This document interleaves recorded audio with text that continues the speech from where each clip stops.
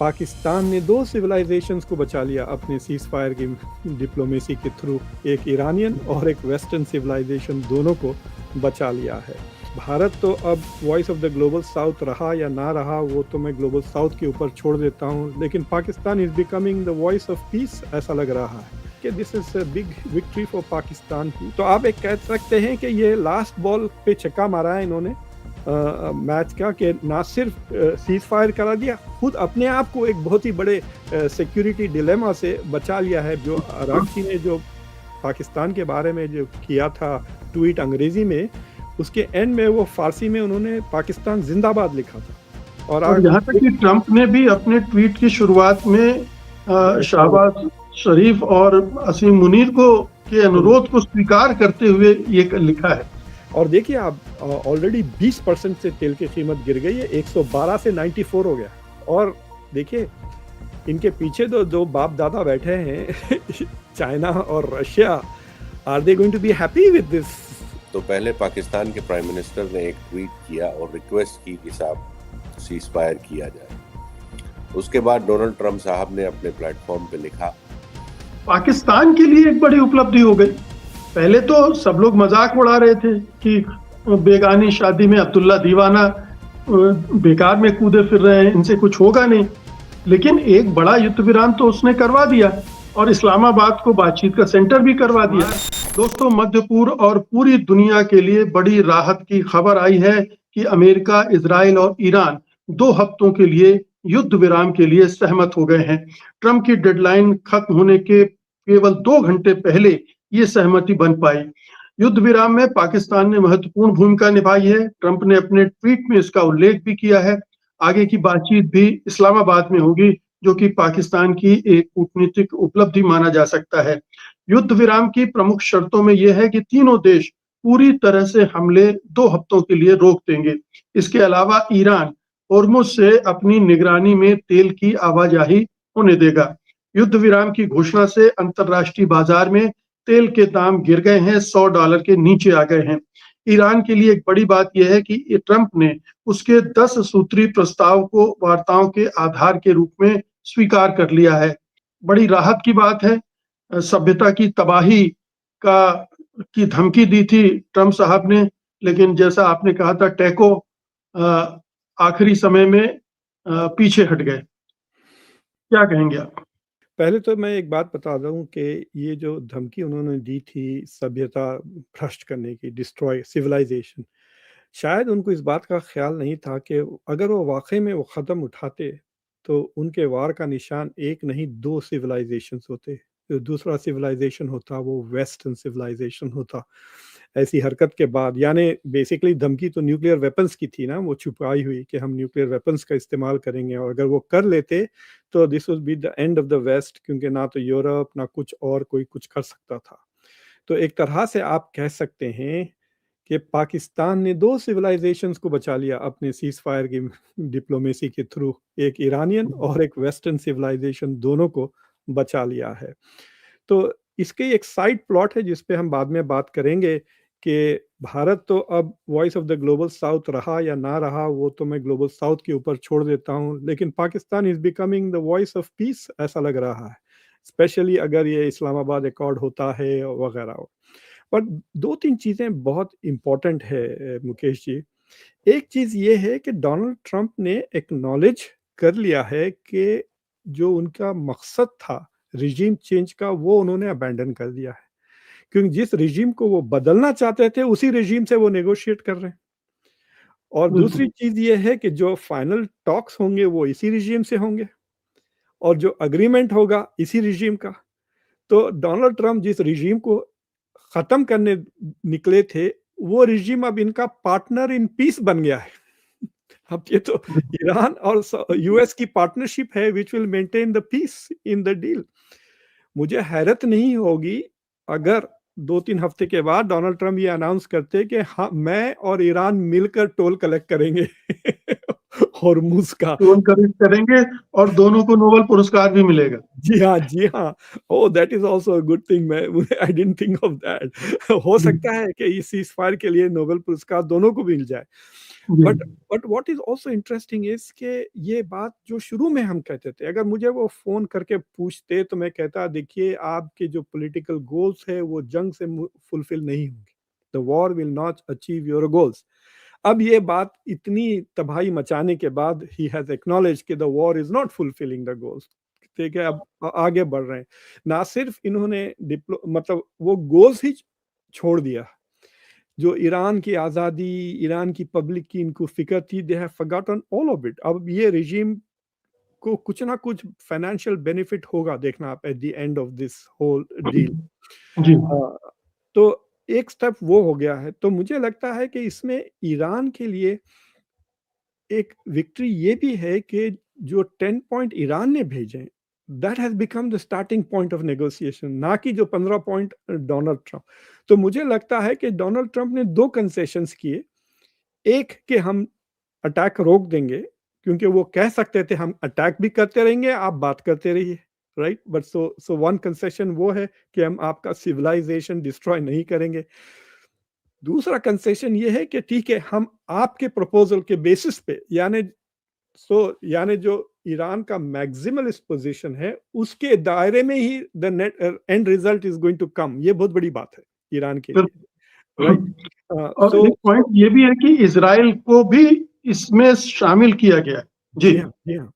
और दूसरी चीज ये है कि जो साइड शो जो चल रहा है, मुझे लगता है कि this is a big victory for Pakistan भी। पाकिस्तान के लिए एक बहुत बड़ा मसला आज पैदा ये हो गया था कि जो इजराइल और अमेरिका ने साउथ पार्स पर जो हमला किया और उसके बाद जो एल्यूमिनियम फैक्ट्री पे हमला किया, जो काफी डेवास्टेटिंग थे, कहते हैं कि तकरीबन 70-80% एल्यूमिनियम वहां से आता है ईरान में।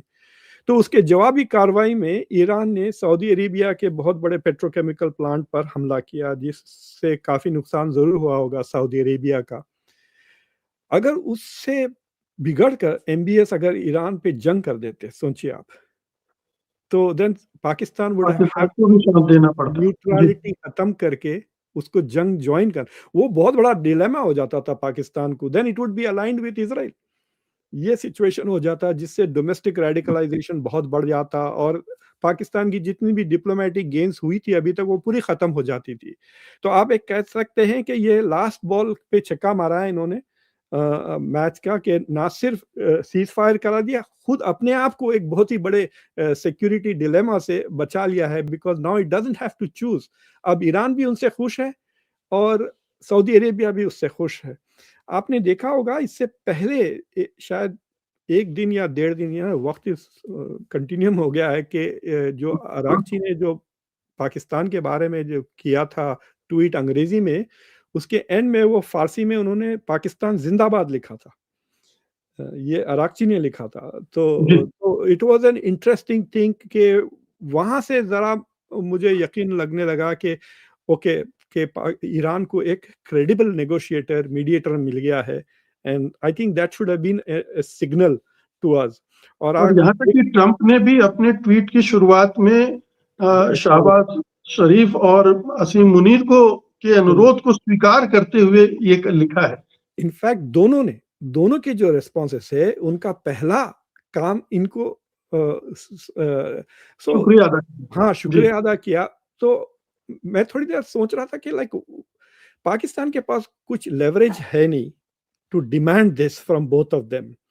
ना कुछ ऐसा तोहफा है कि ठीक है हम आपको आम भिजाने वाले हैं, आम सीजन में जरा हमारा नाम भी ले लें। So like why did they do it? And I think they did it because ये 2 वीक वाला सीज फायर वाला आइडिया मेरे ख्याल से पाकिस्तान की तरफ से आया है। So I think they have acknowledged कि वो 45 डेज का जो चाइना के साथ जो पाकिस्तान ने शुरू में ऑफर किया था, आपको याद है जब इसाक दार बीजिंग गए थे वांग यी से मिलने, तो इट इज आई थिंक कि वही प्रपोजल जो चाइना के साथ था उसको थोड़ा मॉडिफाई करके इन्होंने कहा ठीक। लेकिन जो सबसे बड़ा अंतर जो है वो ये है कि कंसेशन जो ईरान ने किया कि मैं स्ट्रेट ऑफ हॉर्मुज खोल दूंगा। और देखिए आप ऑलरेडी 20% से तेल की कीमत गिर गई है, 112 से 94 हो गया। लेकिन मैं ये समझना चाहता हूँ, क्या ये इजराइल का, जैसे आपने कहा, इजराइल के लिए एक बहुत बड़ा झटका है क्या? इजराइल के लिए नहीं उतना ज्यादा जितना नेतन्याहू के लिए है। See there is a difference there.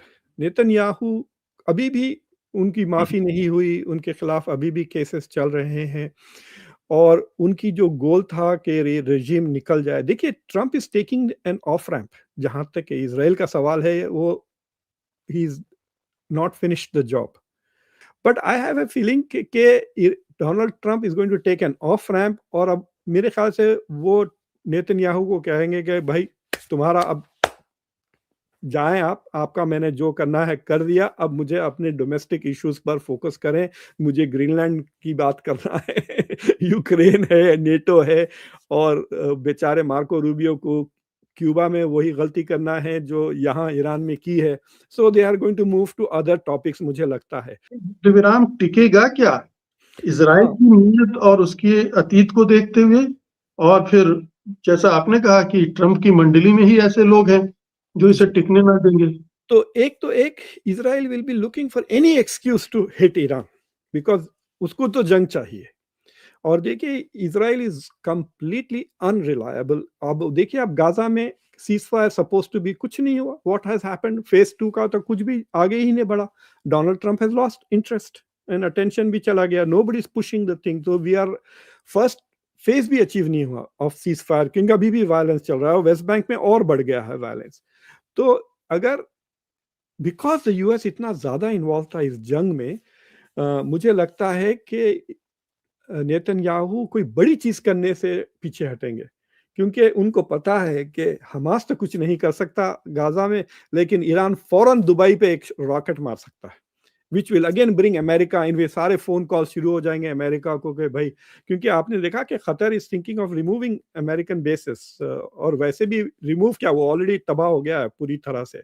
So the US will be under pressure to remain जैसा कि मनामा का बेस है बहरीन में, अगर उसको रॉकेट मार दिया ईरान इन रिस्पॉन्स टू ये या हॉर्मुज़ रोक दे दोबारा क्योंकि इज़राइल सो इज़राइल थोड़ा कंटेन रहेगा। और देखिए इनके पीछे तो जो बाप दादा बैठे हैं चाइना और Russia, are they going to be happy with this end of this? I am not sure कि पुतिन इज हैप्पी कि सीज़फायर हो गया। पुतिन के लिए तो चांदी हो गई थी, अब फिर वापस अटेंशन यूक्रेन पे आ जाएगा। आई थिंक वो जो मीटिंग हुई थी इस्लामाबाद में जिसमें तुर्की, सऊदी अरेबिया, इजिप्ट और पाकिस्तान थे, that is a beginning of a long term solution for खाड़ी की रीजनल सिक्योरिटी। Without US.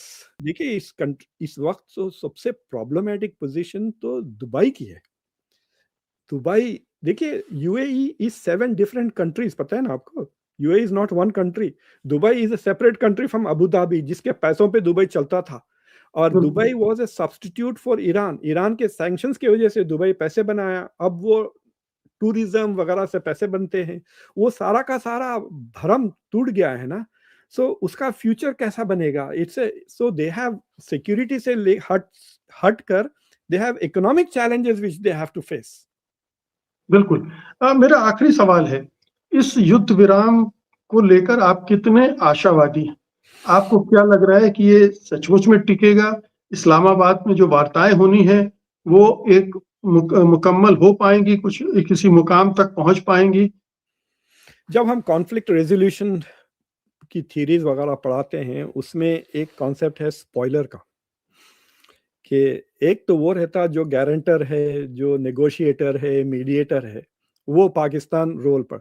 अब यहाँ पे very clearly the spoiler is not just Israel but the Iranian lobby in America, जो anti जो जो जो दूसरी जी, लॉबी है, पर्शियन जी। लॉबी कहना चाहिए उसको।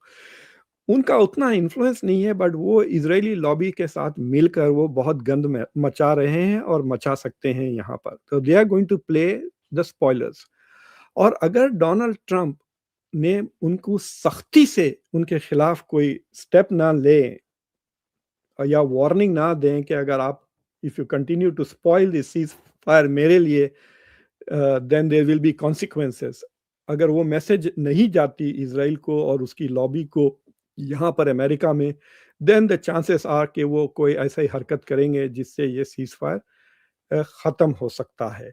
बट अदरवाइज राइट नाउ मुझे लगता है कि there is also a फिटीग, war फिटीग आप कह सकते हैं इन ऑल द पार्टीज। तो वो थोड़ा सांस लेना भी चाहते हैं। एंड लेकिन मैं इतना ज़रूर कहूँगा कि कल सीज़ फायर जैसा शुरू होगा, सारे पार्टीज़ इतनी तेज़ी से हथियार बनाना शुरू कर देंगे, replenishing their weapons. So that is clear कि 2 हफ्ते के बाद they will be far more heavily armed than they are now. इसमें कोई शक की बात नहीं, सब पार्टीज की बात कर रहा हूँ, इंक्लूडिंग द गल्फ कंट्रीज, वो हथियार लेना शुरू हो जाएगा। So what is going to happen is, अगर सीज फायर फेल हुआ तो जो लड़ाई शुरू होगी वो अब जितनी लड़ाई है उससे ज्यादा भयंकर होगी। युद्ध विराम में पाकिस्तान ने महत्वपूर्ण भूमिका निभाई है। ट्रंप ने अपने ट्वीट में इसका उल्लेख किया है और ईरान ने भी। आगे की बातचीत भी इस्लामाबाद में होगी, जो कि पाकिस्तान की एक कूटनीतिक उपलब्धि मानी जा सकती है। ये हम लोग बात कर रहे थे, आप हमेशा ही कहते रहे कोई ना कोई सलूशन तो निकल ही आएगा, ये तबाही नहीं होगी, और ये हुआ भी। लेकिन ये बताएं कि ये जो हुआ है, ये हुआ कैसे? देखिए, ये मैं जो आज जो सीज फायर अनाउंस हुआ है, उसकी अगर क्रोनोलॉजी देखें तो पहले पाकिस्तान के प्राइम मिनिस्टर ने एक ट्वीट किया और रिक्वेस्ट की कि साहब सीज फायर किया जाए। उसके बाद डोनाल्ड ट्रंप साहब ने अपने प्लेटफॉर्म पे लिखा और उसमें ख़ास बात यह लिखी कि ईरान के 10 पॉइंट के एजेंडा को एक तरह से एक वर्किंग मसौदा मान लिया गया।